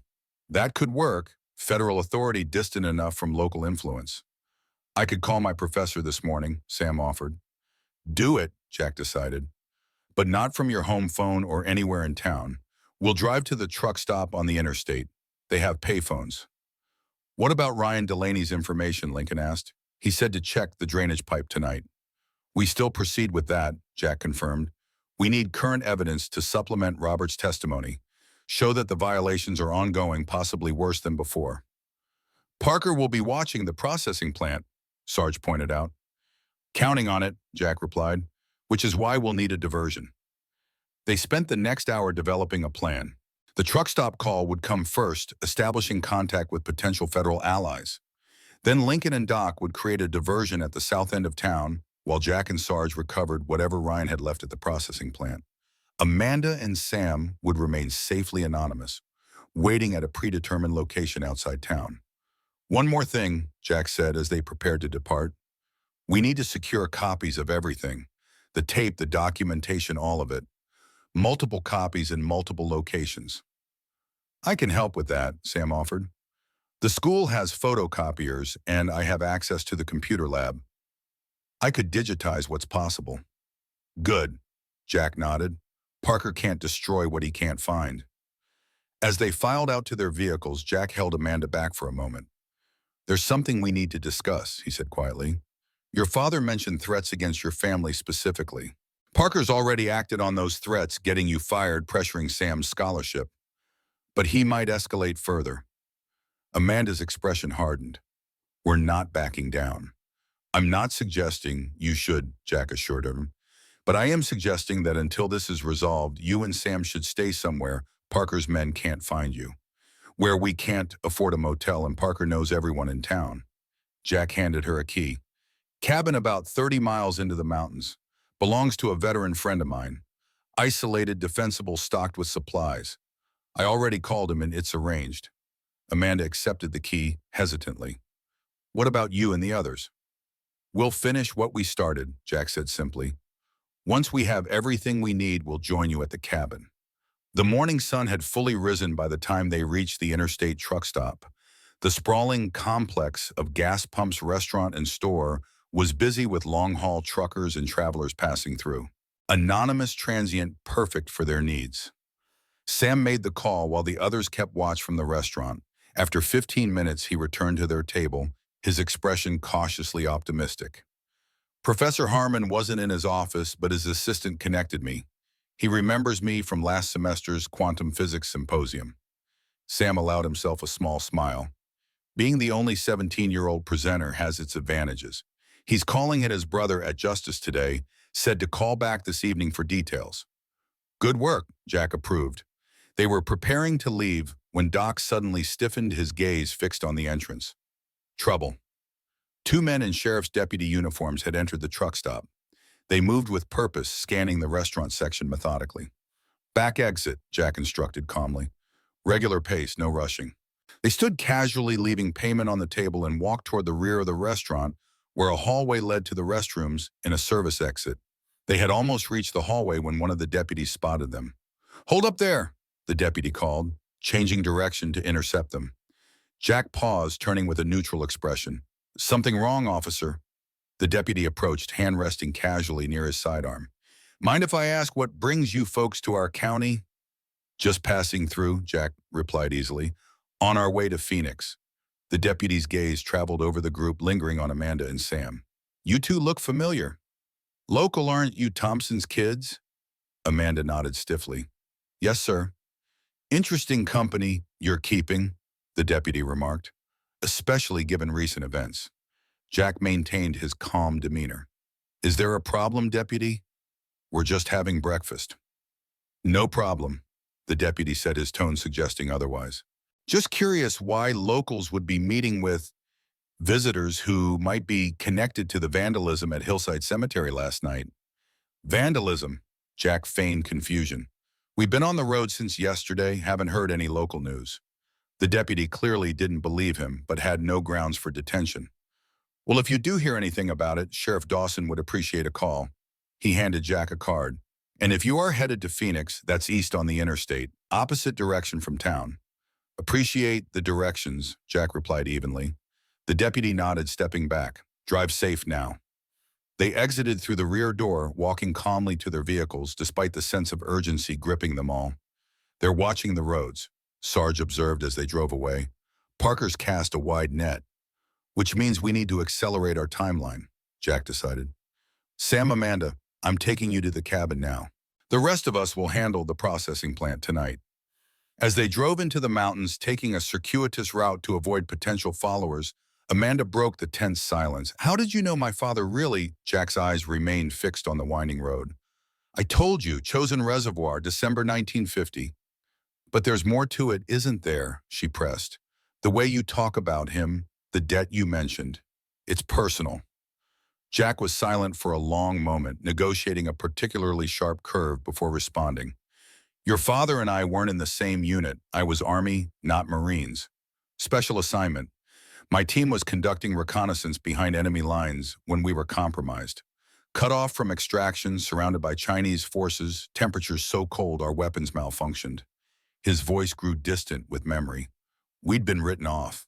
Too risky to send a rescue mission. But my father went anyway, Amanda said softly. Jack nodded. Robert volunteered. Assembled a squad of Marines. They fought their way through 5 miles of enemy territory in a blizzard to reach us. When they found me, I'd taken shrapnel in my leg. Couldn't walk. Your father carried me on his back the entire way out, despite being wounded himself. Sam leaned forward from the back seat. He never told us any of that. He wouldn't have, Jack replied. Robert never talked about his heroics, even refused a silver star they tried to give him for the rescue. So that's why you're helping us, Amanda realized. Repaying a debt. Jack glanced at her briefly. Partly, but it's more than that now. What Parker's doing, the safety violations, the covered up deaths, the intimidation, it's wrong. And after hearing Robert's testimony, he shook his head. I'm not just repaying a debt. I'm honoring a fellow soldier by finishing what he started. The cabin was exactly as Jack had described, isolated, well-stocked, and defensible. Perched on a ridge overlooking a vast expanse of desert and mountains, its single approach road was visible for miles. Inside, the modest structure was clean and comfortable with solar panels providing electricity and a propane system for heating and cooking. My friend comes here when he needs solitude, Jack explained as he showed them around. Ex-Special Forces, likes his privacy and security. The evidence of that was subtle but unmistakable. Reinforced doors, shutters that could be quickly closed and barred, a weapon safe bolted to the floor in the main bedroom.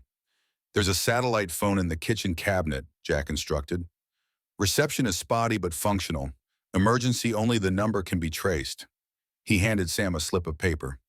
This frequency works with the shortwave radio in the living room. We'll check in every 6 hours. As Jack prepared to leave, Amanda stopped him at the door. Be careful. Parker's dangerous. Jack nodded. Lock up after me. Don't open for anyone but us.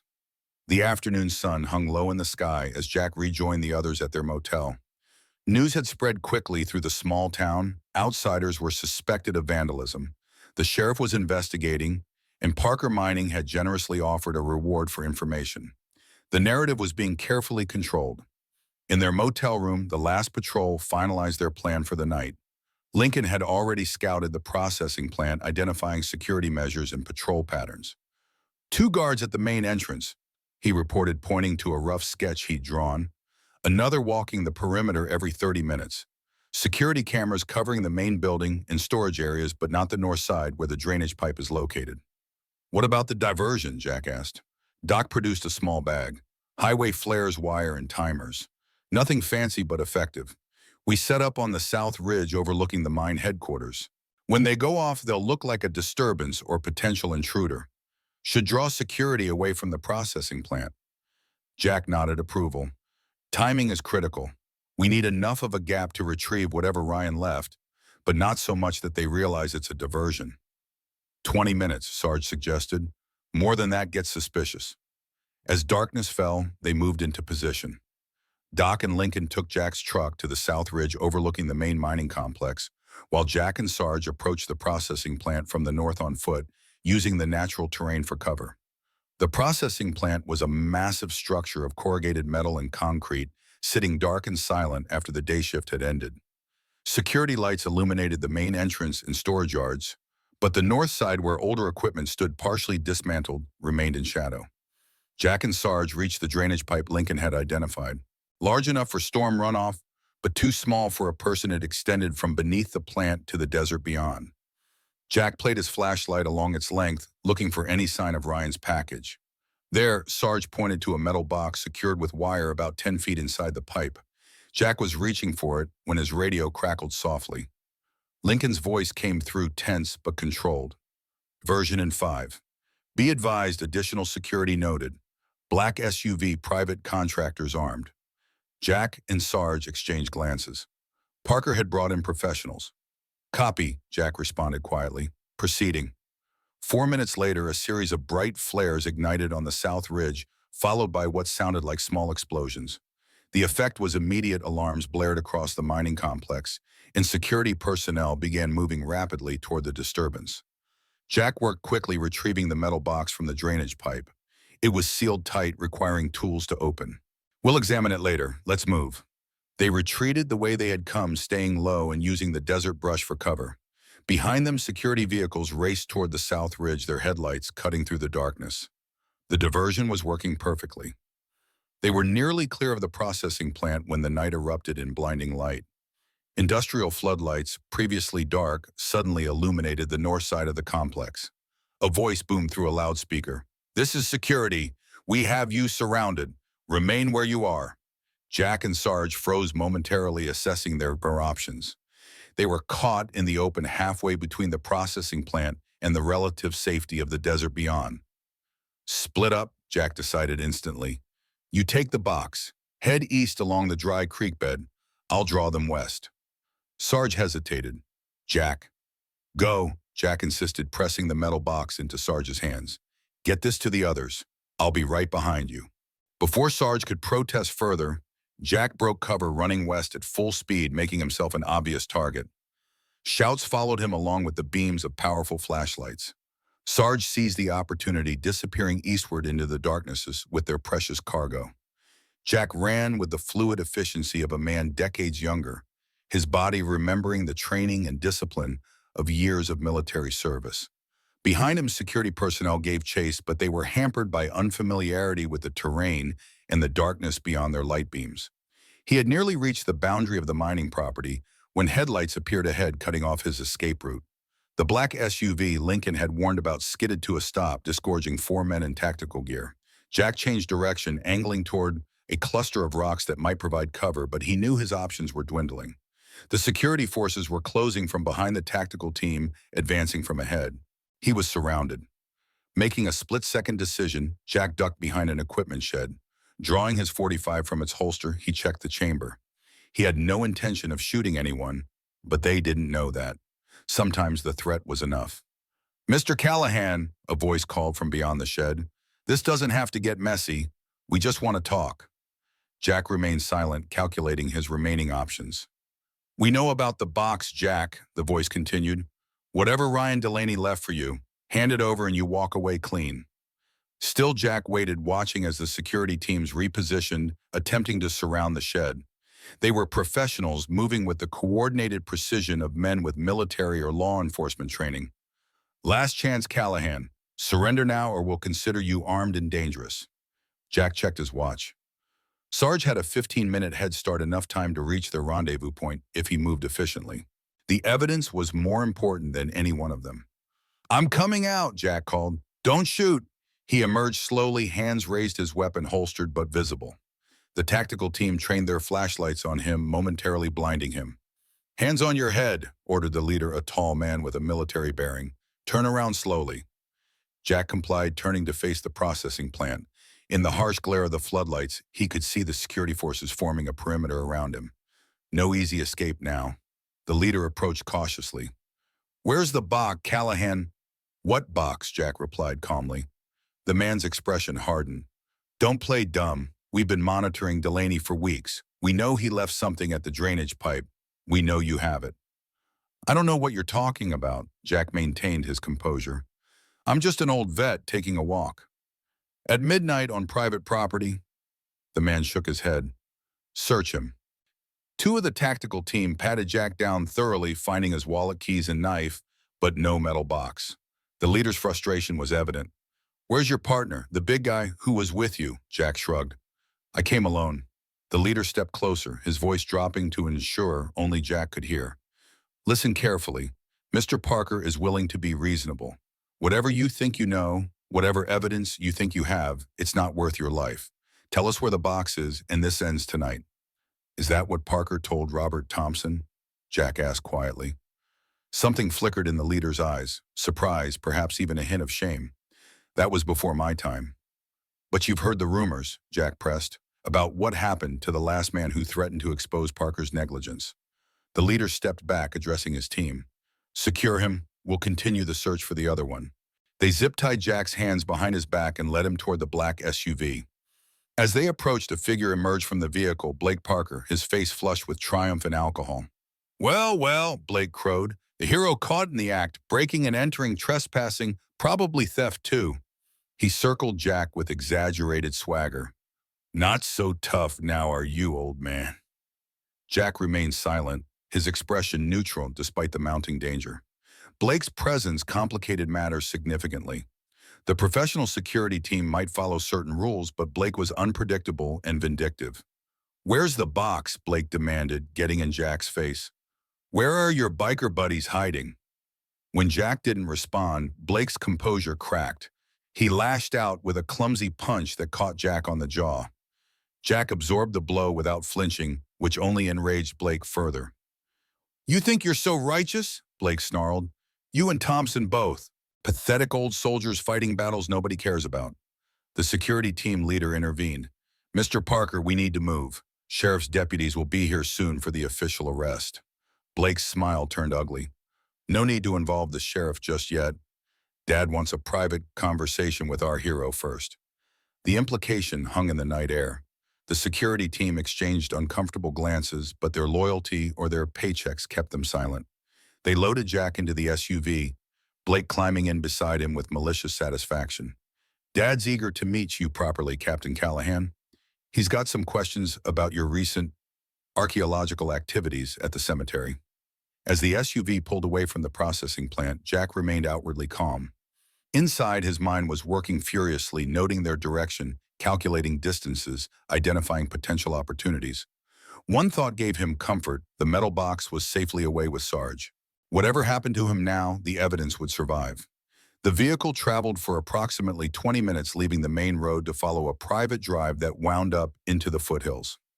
They eventually arrived at an imposing residence perched on a ridge overlooking the town and the sprawling mining complex below. The Parker estate was a modern fortress of concrete, steel, and glass, ostensibly a luxury home but designed with security in mind. Guards opened massive gates as the SUV approached, closing them immediately after they passed through. Jack was escorted from the vehicle, still bound, and led into the house through a side entrance.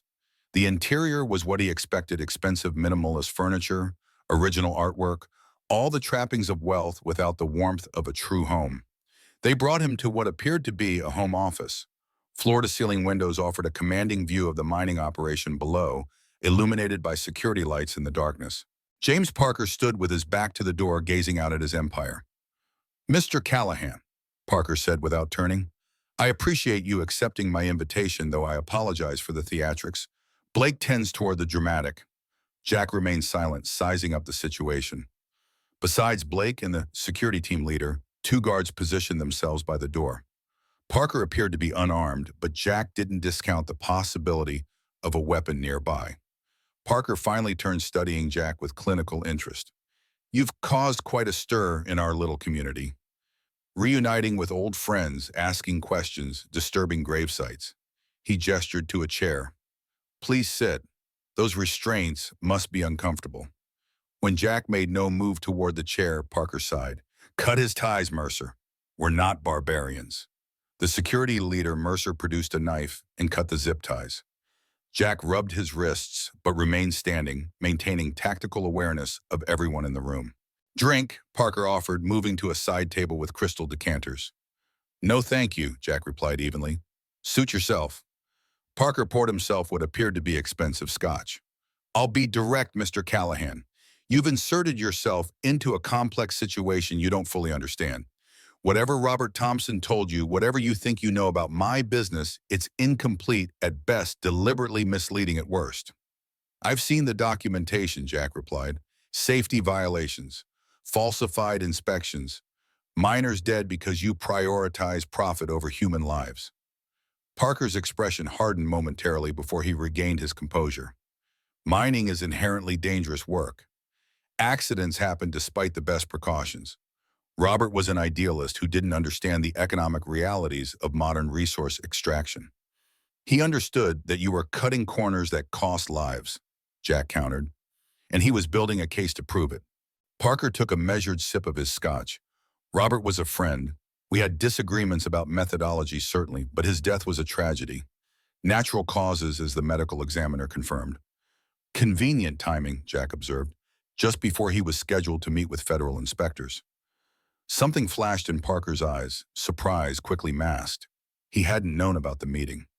"You have an active imagination, Captain. But let's focus on the present. You and your friends have been harassing my son, interfering with my business, and now trespassing on private property. I could press charges that would put you away for years." "But you won't," Jack said confidently, "because a trial means public scrutiny, questions about why we were investigating, attention you don't want." Parker smiled thinly. "Perceptive, which is why I'm offering an alternative." He set down his glass and leaned against his desk. "Leave town, tonight. Take your motorcycle club friends and go. Whatever you think you've found, whatever crusade you've undertaken, abandon it. In return, I won't press charges, and I'll even make it worth your while financially." Jack remained impassive. and Amanda and Sam Thompson. The scholarships will be reinstated, their jobs restored, life returns to normal. Parker spread his hands. Everyone wins, except the miners still working in unsafe conditions, Jack pointed out, and the families of those who died. Parker's cordial mask slipped slightly. Don't be naive, Callahan. This town exists because of my mine. Hundreds of families depend on those paychecks. If federal regulators shut us down over technical violations, who suffers? Not me. I have operations in 3 states and investments globally. It's the miners, the local businesses, the entire community that collapses. Safety regulations aren't technical violations, Jack replied.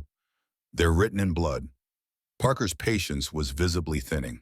I'm trying to be reasonable, but you test my limits. Let me be perfectly clear. You have something that belongs to me, documentation. Robert compiled whatever Ryan Delaney passed to you tonight. I want it all, every copy, every record. And if I refuse, Parker's smile disappeared completely. Then things get unpleasant. Not just for you, but for everyone involved. The Thompsons, Ryan Delaney and his family, your biker friends. I have resources you can't imagine, Captain. Influence that extends far beyond this little town. Jack met Parker's gaze steadily. So did Robert Thompson. You thought his influence died with him. You were wrong. Before Parker could respond, the office phone rang.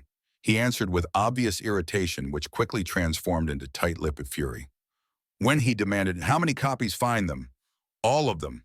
He slammed the phone down, turning to Mercer. The other one got away. They've made copies of everything and sent it to the Department of Justice. Mercer's professional demeanor cracked slightly. Sir, if federal...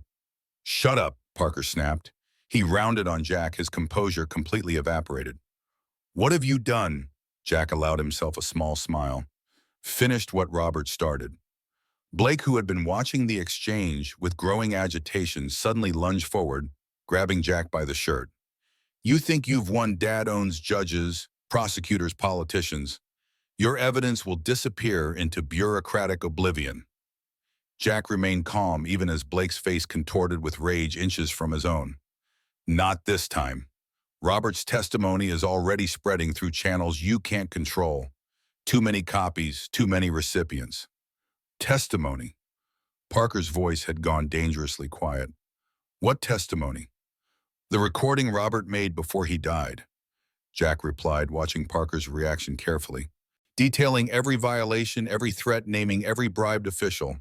His insurance policy. The color drained from Parker's face. For the first time, genuine fear flashed in his eyes. You're bluffing. Am I? Jack held Parker's gaze. He hit it where you'd never think to look, in plain sight, a final act of genius. Parker turned to Mercer. Get Hewitt on the phone. Tell him to prepare the contingency plan. Erase everything. All of it. Mercer hesitated. Sir, that's... Do it, Parker thundered. And get the plane ready. We're leaving in 30 minutes. Blake looked bewildered. Dad, what are you... Shut up, Blake. Parker cut him off. Pack what you can carry. Nothing traceable. Understanding dawned on Jack. Running, Parker. After all your talk about owning this town, about your untouchable influence. Parker ignored him, moving to a painting on the wall. He swung it aside, revealing a safe which he quickly opened. Inside were stacks of cash, passports, and what appeared to be bearer bonds. Mercer, Parker snapped, take Callahan downstairs. Make sure he can't follow. Then meet us at the airstrip. The security chief's expression had grown increasingly uncomfortable. Sir, if you're asking me to... I'm not asking, Parker interrupted coldly. Blake, finally grasping the situation, turned pale. Dad, we can't just... He's a decorated veteran. People know he's here. People disappear all the time in the desert, Parker replied, not looking up from his task of filling a briefcase with cash. Especially old men who wander off alone. Jack tensed, preparing for what might come next. Mercer drew his sidearm, but his hesitation was evident. This wasn't what he had signed up for. Think carefully, Mercer, Jack said quietly. Trespassing is one thing. Murder is another, especially the murder of a former Army captain. My friends know exactly where I am. The evidence is already out of your reach. How much prison time are you willing to serve for Parker? Uncertainty flickered across Mercer's face. The professional mask cracked further as he glanced between Parker and Jack. The moment was interrupted by the sudden wail of sirens in the distance, growing rapidly closer. Parker rushed to the window. Multiple vehicles with flashing lights were approaching the estate gates. "How?" Parker demanded, rounding on Jack. "Who did you call?" Jack shrugged. "I didn't call anyone, but apparently someone did." The house phone rang again. Parker snatched it up, listened briefly, then slammed it down. "Sheriff Dawson says federal agents have taken control of the situation. They're executing search warrants at the mining office in here." His face contorted with fury. "You planned this." "Not me," Jack replied calmly. "Robert Thompson, 30 years in the making." Outside vehicles had reached the gates. A voice over a loudspeaker ordered the security personnel to open up for federal agents with a warrant. Parker's composure collapsed completely. He grabbed the briefcase of cash and headed for a side door. "Mercer, hold them off. Buy us time to reach the airstrip." Mercer lowered his weapon slowly. "No, sir. I won't add federal obstruction charges to whatever else is coming." He turned to Jack. "Captain Callahan, I believe you're free to go." Blake looked frantically between his father and the approaching law enforcement. "Dad, what do we do?" For the first time, Parker seemed to have no answer. The empire he had built through intimidation, bribery, and criminal negligence was crumbling around him. The front gates opened. Vehicles poured through Sheriff's Department, state police, and black SUVs with federal insignia. The jig was up. Jack walked calmly to the house phone and dialed a number from memory. When it connected, he spoke briefly. "It's done. Come home." Dawn broke over the mountains, painting the desert in gold and amber. Jack stood on the cabin porch watching as a convoy of vehicles wound its way up the access road. Amanda and Sam emerged from inside at the sound of approaching engines. "Is it over?" Amanda asked. Jack nodded. "It's over." The vehicles parked in front of the cabin, two police cruisers, a federal agent's car, and behind them the familiar trucks belonging to the last patrol. Doc Sarge and Lincoln emerged looking tired but triumphant. From the lead vehicle stepped a distinguished man in a suit, Martin Reynolds, Assistant U.S. Attorney for the Environmental Crimes Division. Behind him came Ryan Delaney and, surprisingly, Sheriff Dawson. "Captain Callahan," Reynolds called as he approached. "Quite the operation you have run here." Jack shook the offered hand. "Just finishing what Robert Thompson started." Reynolds nodded respectfully. "The evidence is overwhelming. Parker Mining's violations, the falsified reports, the testimonies, including yours from last night. Parker and his son are in custody, along with 3 mining executives and 2 former safety inspectors." "What changed your mind, Sheriff?" Jack asked the local lawman. Dawson looked uncomfortable. "Ryan Delaney came to me yesterday, showed me pictures of the West Tunnel where his crew's working support beams, cracking water seepage, all the warning signs of another collapse. Same conditions that killed those 3 miners 5 years ago." He shook his head. "I've known those families my whole life. Couldn't look myself in the mirror if I let it happen again." Ryan stepped forward, extending his hand to Jack. "My father said you were the real deal." He was right. Jack clasped his hand firmly. "Your information was crucial. Those current safety reports sealed Parker's fate." Amanda moved to Jack's side. "What happens now?" Reynolds answered. "Federal receivership of the mine while we conduct a complete safety overhaul. Criminal prosecutions for Parker, his executives, and the corrupted inspectors. And a review of Robert Thompson's death, though after all these years, proving anything beyond negligent homicide will be difficult." "And the miners?" Amanda asked. "Their jobs." "The mine will continue operating once safety standards are met," Reynolds assured Turi. "In fact, bringing the operation up to code will create additional jobs. Your father's dream realized safe working conditions and a thriving community." As the group discussed details, Sam approached Jack quietly. "My scholarship at MIT, it's been officially confirmed. No interference from Parker." Jack nodded with satisfaction. "Your father would be proud." The next several hours passed in a flurry of statements, documentations, and planning. The federal investigation was moving swiftly, securing evidence before Parker's remaining allies could destroy it. By mid-afternoon, the officials had departed, leaving Jack and the last patrol, with Amanda and Sam at the cabin. "I wish Dad could see this," Amanda said, looking out over the valley where Parker Mining's complex was now swarming with federal investigators. "He can," Jack replied softly. In his own way, Doc approached with a tray of coffee mugs. To Robert Thompson, he proposed. To Robert, they echoed, raising their mugs in tribute. As the sun began its descent toward the western horizon, Jack and Amanda stood alone on the porch. The others had gone inside, giving them a moment of privacy. "What will you do now?" Amanda asked. Jack gazed at the distant mountains. "What we always do, ride on. There are other battles, other people who need help. And us, Sam and me." "You'll be fine," Jack assured her. "The federal case includes restitution for families affected by Parker's negligence. That includes you and Sam. And Mike at the Blue Creek has already asked if you'll come back to work, says business has never been better since word got out about Parker's arrest." Amanda smiled. "Thanks to you and your friends." Jack shook his head. "Thanks to Robert Thompson. We just carried the torch he lit." The sound of motorcycles being started rumbled from behind the cabin. The last patrol was preparing to depart. Jack reached into his pocket and removed something small. Robert's Marine Corps insignia polished to a bright shine. "I had this cleaned and repaired," he said, handing it to Amanda. "Your father saved my life at Chosin. In a way, he saved it again here, giving me a purpose beyond just riding from town to town." Amanda accepted the insignia, clutching it tightly. "Will we see you again?" Jack smiled, the expression softening his weathered features. "The road has a way of bringing people back together, especially people connected by something stronger than distance." The last patrol emerged from behind the cabin, their motorcycles gleaming in the late afternoon sun.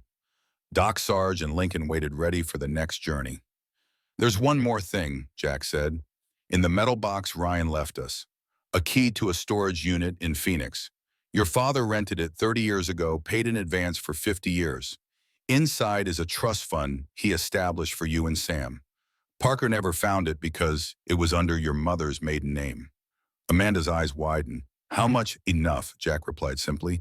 "For Sam's education, for a fresh start if you want one." Robert thought of everything. As Jack mounted his motorcycle, Amanda stepped forward. "My father carried you out of Chosin," she said. "You carried his legacy out of Parker's grip. The debt is paid." Jack nodded, his eyes reflecting years of carried weight, finally set down. "Semper Fi," he said quietly. The engines roared to life. With a final wave, the last patrol rode away, four figures silhouetted against the setting sun. Amanda and Sam watched until they disappeared over the ridge. 1 year later, the town had transformed. With federal oversight, Parker Mining operated with strict safety protocols, providing stable employment, without the fear that had permeated the operation under James Parker's reign. The former mining magnate and his son awaited trial in federal custody, their empire dismantled, their influence shattered. At the entrance to Hillside Cemetery, a new monument stood beside Robert Thompson's grave, a memorial to the miners who had lost their lives due to Parker's negligence. Their names were engraved in stone, a permanent reminder of the cost of corporate greed and the value of one man's stand for justice. Amanda had used part of her father's trust fund to establish a scholarship for children of miners, helping them pursue higher education. The Blue Creek Bar thrived under Mike's continued ownership, with Amanda, now a partner in the business.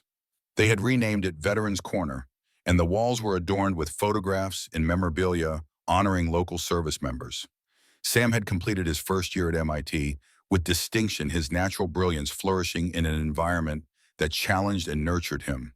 He returned home for summer break, bringing ideas for sustainable mining practices that the new management was eager to implement. On a warm evening in June, Amanda closed up Veterans Corner after the last customers had departed. As she stepped outside, the distinctive rumble of approaching motorcycles caught her attention. 4 riders appeared on the horizon, silhouetted against the setting sun just as they had been a year ago. Jack Callahan removed his helmet, his weathered face breaking into a rare smile as he dismounted. "Told you the road has a way of bringing people together." Amanda embraced him warmly. "Just passing through." "Actually," Jack replied, "we thought we might stay a while this time." Inside Veterans Corner, beneath a spotlight in a place of honor, hung Robert Thompson's Marine Corps insignia. Beside it, a simple plaque read, "Sometimes heroes wear leather and scars instead of capes. Sometimes the people society fears the most are the ones who still believe in doing what's right." As the sun set over the Arizona desert, casting long shadows across the transformed town, the legacy of one man's courage continued to shine, carried forward by an unlikely brotherhood of aging warriors who had found in their twilight years battles still worth fighting and people still worth saving. The last patrol had come home.